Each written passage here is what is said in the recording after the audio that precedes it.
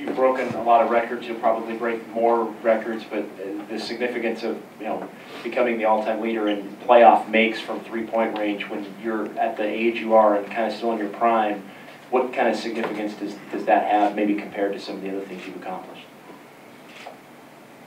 Well, I mean, in terms of playoff records and things like that, obviously it helps you playing a lot of playoff games and have an opportunity to go after those type of things. The way I play, the shots I take, you obviously have confidence every time you rise up, but to be in the same category and to pass a guy like Ray Allen and all the iconic moments he's had, in playoff games or in finals games and all that type of stuff, it's pretty surreal. So definitely, honored and grateful for those opportunities. I always joke, though, I shoot a lot of threes, I better make a lot of them. So. Steph, Janie McCauley from AP, both Beverley and Kevin Durant said that that was fun for them out there tonight, even though they were trash talking and going back and forth a little bit. Steve wants you guys to play smarter, and how do you guys sort of balance the two? And when a game gets a little testy like that.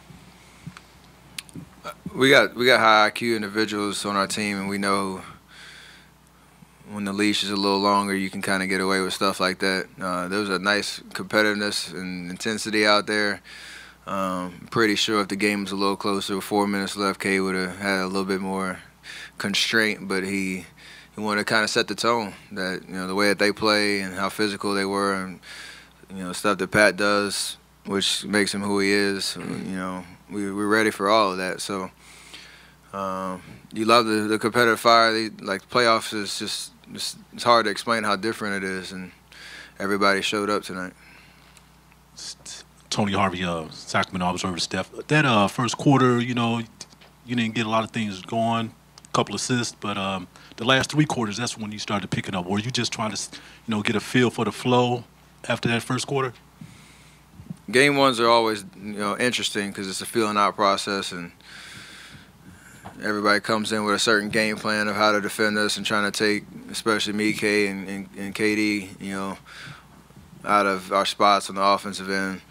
Can't force stuff. We had turnovers early, and often, but for the most part, it was just taking what defense gives you. Draymond was unbelievable in that first quarter, being confident when he had the ball in his hands, making plays, being aggressive.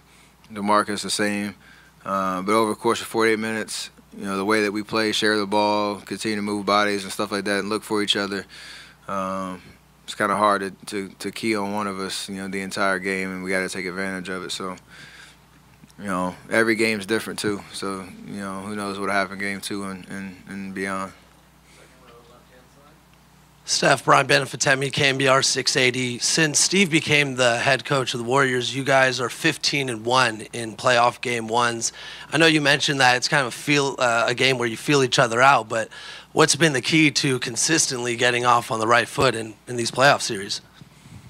Home court advantage helps.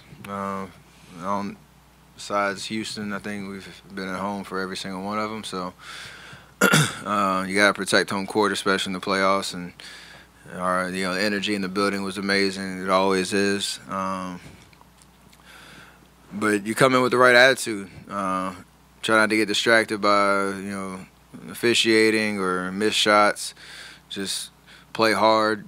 Have a high IQ to what we're trying to do, and good things happen. So tonight was an example of all of that for sure.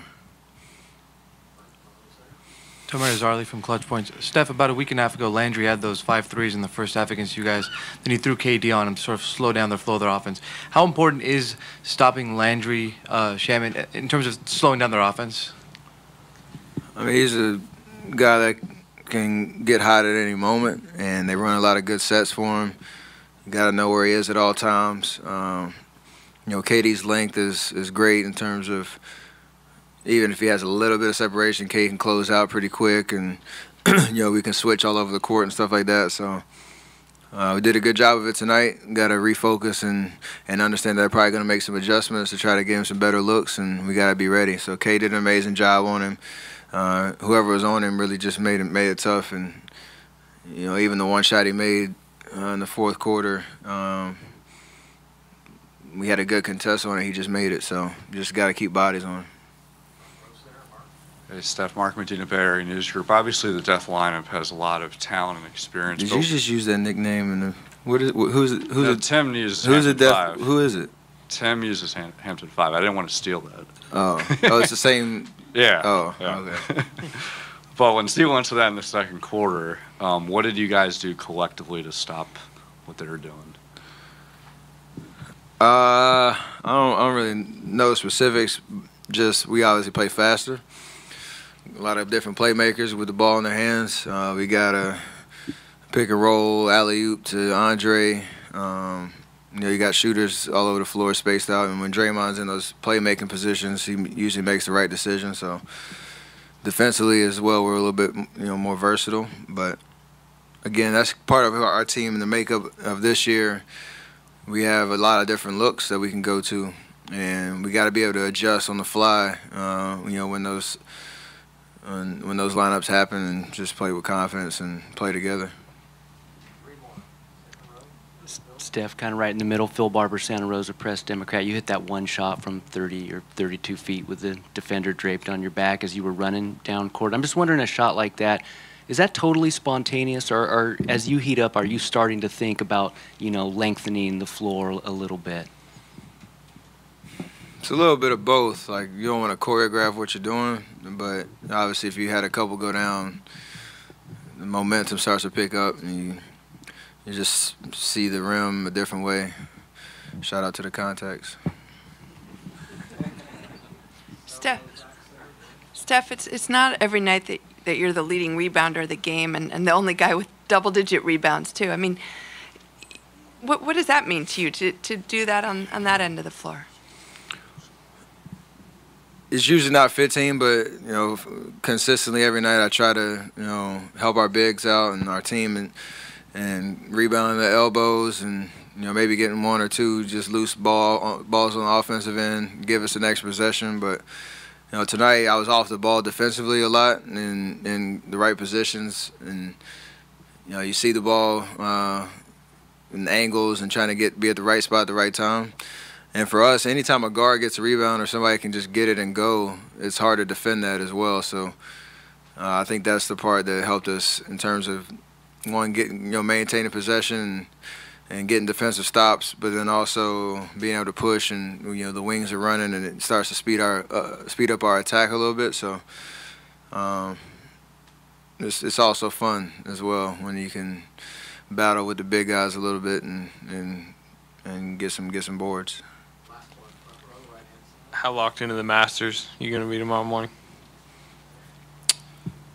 As locked in as I can get until practice starts.